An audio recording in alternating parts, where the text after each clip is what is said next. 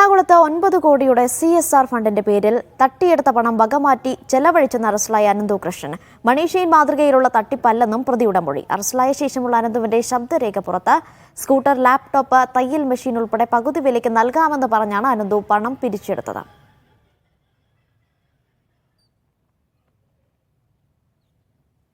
CSR ഫണ്ടുകൾ collect ചെയ്യാൻ കഴിയുന്ന സാഹചര്യങ്ങൾ എൻ്റെ കയ്യിലുണ്ട്, ഞാൻ നീക്കിക്കൊണ്ടിരിക്കുകയാണ്. പക്ഷേ അതില്ല എന്ന് ആക്ഷേപിച്ചുകൊണ്ട് നടന്നില്ലെങ്കിലോ എന്ന് കരുതി ഇപ്പം റോൾ ചെയ്യപ്പെട്ടിട്ടുള്ള പൈസയുടെ കുറ്റം ആരോപിച്ചുകൊണ്ടാണ് ഈ വന്ന പരാതികളുടെ അടിസ്ഥാനത്തിൽ ചെയ്തിട്ടുള്ളത്.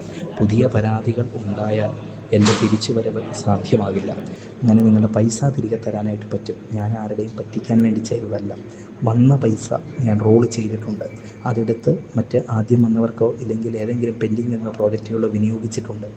ഞാൻ പ്രതീക്ഷിച്ച ഫണ്ടുകൾ വരാതിരുന്നപ്പോൾ, അല്ലെങ്കിൽ NGO കോൺഫെഡറേഷനിലൂടെ വരേണ്ടുന്നത് വരാതിരുന്നപ്പോൾ എന്നെ സംബന്ധിച്ച് വലിയ പ്രതിസന്ധിയിലായി പോവുകയും ഒറ്റയ്ക്ക് ഞാൻ അതിൻ്റെ ഉത്തരവാദിത്വം ചുമലേൽക്കുകയും ചെയ്യുന്ന സാഹചര്യം ഉണ്ടായി. നിങ്ങളിത് മനസ്സിലാക്കുക. സിജോ വി ജോൺ വിവരങ്ങൾ നൽകും. സിജോ, വിശദാംശങ്ങൾ.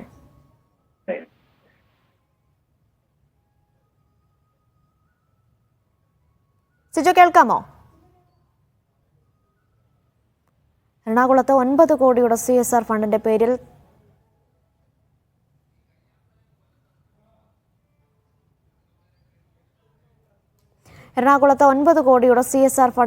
പേരിൽ തട്ടിയെടുത്ത പണം വകമാറ്റി ചെലവഴിച്ചെന്നാണ് അറസ്റ്റിലായ അനന്തു കൃഷ്ണൻ പറഞ്ഞിരിക്കുന്നത്. മണി ചെയിൻ മാതൃകയിലുള്ള തട്ടിപ്പല്ല ഇത് എന്നാണ് പ്രതി മൊഴി നൽകിയിരിക്കുന്നത്. സിജോ വി ജോൺ വിവരങ്ങൾ നൽകും. സിജോ, വിശദാംശങ്ങൾ.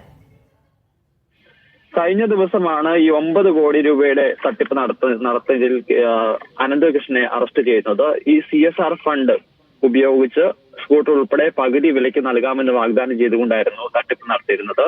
ഈ തട്ടിപ്പിൽ അറസ്റ്റിലായതിനു ശേഷം അനന്തു ആളുകളോട് പറയുന്നതിന്റെ ശബ്ദരേഖയാണ് ഇപ്പോൾ പുറത്തു വന്നിരിക്കുന്നത്. ഇത് ഒരു മണി ചെയിൻ മാതൃകയിലുള്ള തട്ടിപ്പല്ല എന്നുള്ളതാണ് സ്വീകരിക്കുന്നത്.